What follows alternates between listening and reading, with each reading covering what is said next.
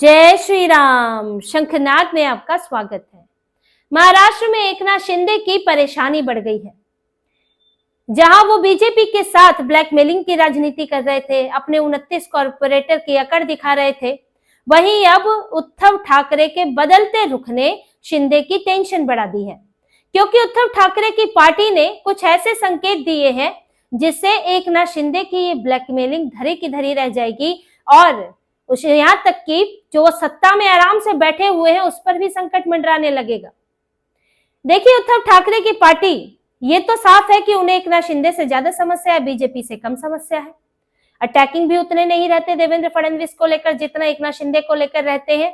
और अब क्योंकि जब बीएमसी में मेयर चुनना है और एकनाथ शिंदे वो बार्गेनिंग कर रहे हैं, ब्लैकमेलिंग कर रहे हैं, तो ऐसे में अब उद्धव ठाकरे की पार्टी की तरफ से इस तरह के बयान आ रहे हैं। अभी खुल के नहीं है, लेकिन ऐसे बयान आ रहे हैं कि हम वॉकआउट कर सकते हैं, हम शिंदे का मेयर नहीं बनने देंगे और यहाँ खेल हो सकता है बीएमसी में। देखिए, उद्धव ठाकरे अगर वॉकआउट कर जाते हैं, क्योंकि इस वक्त बीजेपी के पास 89 है कॉर्पोरेटर और उद्धव ठाकरे के पास है 65, कुल है 227। अब 227 में से अगर 65 वॉकआउट कर जाते हैं तो 162 बचेंगे और 162 की मेजोरिटी बनेगी 81 और बीजेपी के पास है 89। तो यहाँ पर उद्धव ठाकरे की तरफ से जो संकेत दिया जा रहा है उनकी पार्टी की तरफ से, वो ये दिखा रहा है कि एकनाथ शिंदे जब परेशानी खड़ी कर रहे हैं तो वो अपने लिए मौका ढूंढ रहे हैं। और इस तरह की बातें ऐसे ही नहीं कही जाती हैं, और वो भी संजय राउत जैसे नेता या इनके कुछ और नेता। उद्धव ठाकरे खुद तो नहीं कह सकते हैं, उनके लिए संभव नहीं है, और आदित्य ठाकरे भी नहीं कह सकते हैं, लेकिन आप बुलवा रहे हैं और ये एक तरह का समर्थन देने की कोशिश है कि हम आपके साथ अच्छे संबंध बनाकर चलना चाहते हैं। और ये नौबत क्यों आई है उद्धव ठाकरे के लिए? देखिए, इस वक्त हुआ क्या है कि उद्धव ठाकरे को डर तो है कि हमारे कॉर्पोरेटर्स कभी भी जा सकते हैं, क्योंकि इस वक्त बीजेपी ने एक लंबा समय ले लिया मेयर चुनाव में। जो देवेंद्र फडणवीस है वो चले गए दावोस। अब जब वो दावोस से लौटेंगे फिर उसके बाद मेयर का चुनाव होगा, जो शायद 28-29 जनवरी को होगा, और यह नतीजे आ गए हैं 15 जनवरी को। तो अब एकनाथ शिंदे कितने दिन तक बैठाए रखेंगे अपने कॉर्पोरेटर्स को? अपने ये ताज होटल, एक जो जिस होटल में उन्होंने रखा हुआ है, और क्या 10 दिनों तक उन्हें घर नहीं जाने देंगे, आपस में संपर्क नहीं करने देंगे? उद्धव ठाकरे कब तक बचा कर रखेंगे अपने कॉर्पोरेटर्स को? और अपने उनके कुछ कॉर्पोरेटर्स तो नॉट रीचेबल भी आने लगे हैं, बैठकों में नहीं जा रहे हैं। तो इन्हें ये लगता है कि जब ऐसी स्थितियां हैं और इस बीच में कुछ ना कुछ हो सकता है कि अगर शिंदे मानते ही नहीं या बात नहीं बनती है तो फिर मेरे कॉर्पोरेटर्स पर भी नजर पड़ सकती है। साथ ही अगर हम लड़ाई झगड़ा करते हैं, यानी कि अगर हम कहें कि नहीं हम भी उम्मीदवार उतार लेंगे और हम भी लड़ेंगे मेयर का चुनाव, तो बड़ी मुश्किल होगी। कुल मिलाकर 106 हमारे पास है और उसमें भी एआईएमआईएम का सपोर्ट लेना पड़ेगा, और जब हम एआईएमआईएम का सपोर्ट लेंगे तो हमारे कॉर्पोरेटर्स के उनके पास बीजेपी को उन्हें अपनी तरफ खींचना और आसान हो जाएगा, क्योंकि हमारे कॉर्पोरेटर्स एआईएमआईएम के तो है नहीं, मुस्लिम इलाकों से तो सिर्फ है नहीं, वो उनको तो हिंदुत्व की बात करनी है, तो फिर वो क्यों रहेंगे आपके साथ? वो क्यों नहीं बीजेपी के साथ जाएंगे? फिर यहाँ पर मेयर तो जो भी हो बनना तो बीजेपी का ही है, चाहे उद्धव से सपोर्ट मिले, चाहे शिंदे से सपोर्ट मिले, या फिर सेंध लग जाए।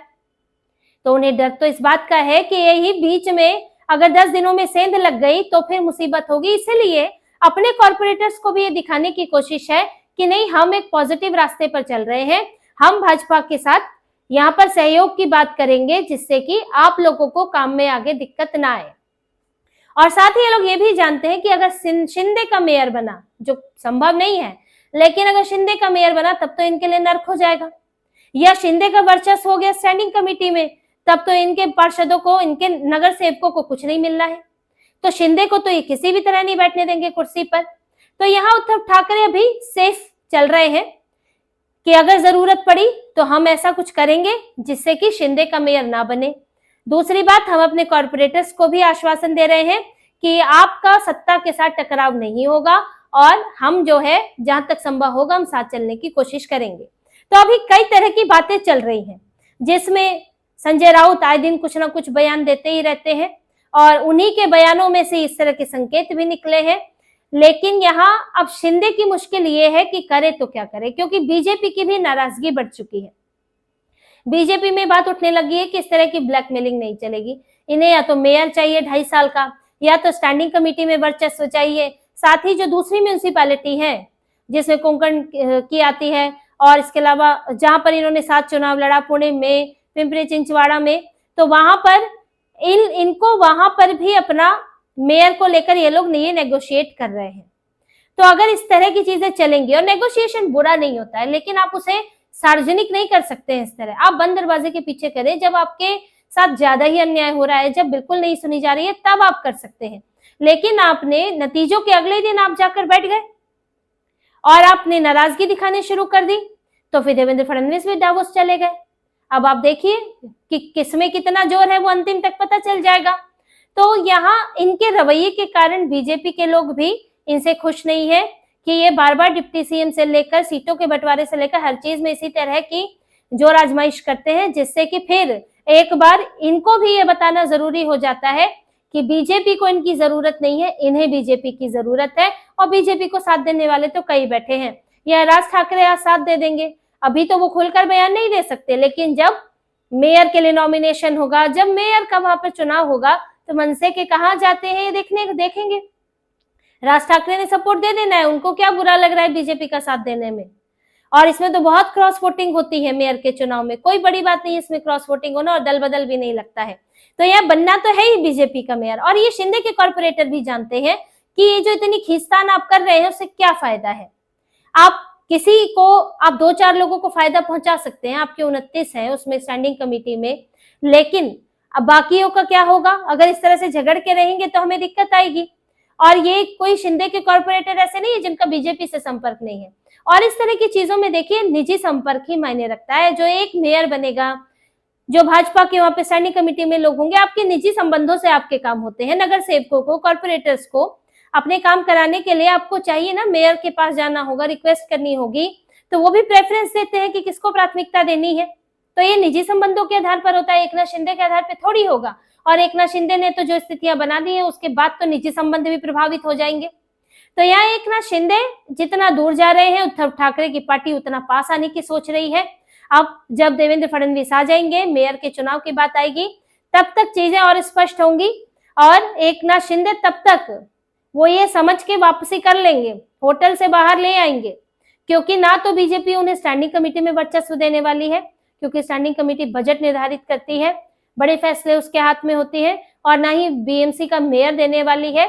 और जो दूसरी जगह मेयर है वहां एक नेगोशिएशन हो सकती है, वहां मेयर दिया जा सकता है, लेकिन फिलहाल ऐसी स्थितियां नहीं दिख रही हैं। बाकी तो आने के बाद ही चीजें साफ होंगी, पर ये तो तय है कि बीएमसी में बीजेपी का ही मेयर बनने वाला है।